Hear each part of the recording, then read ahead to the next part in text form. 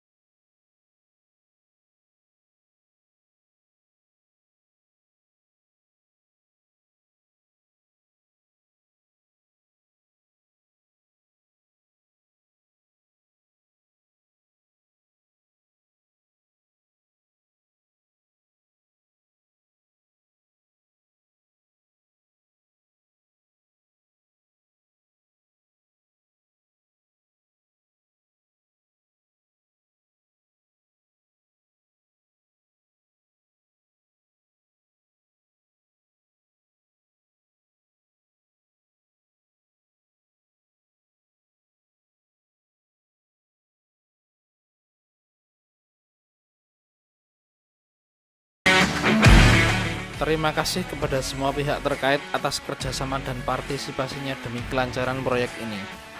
Dan terima kasih sudah menonton video ini hingga akhir. Mohon dukung kami agar kami bisa membuat video lebih banyak lagi.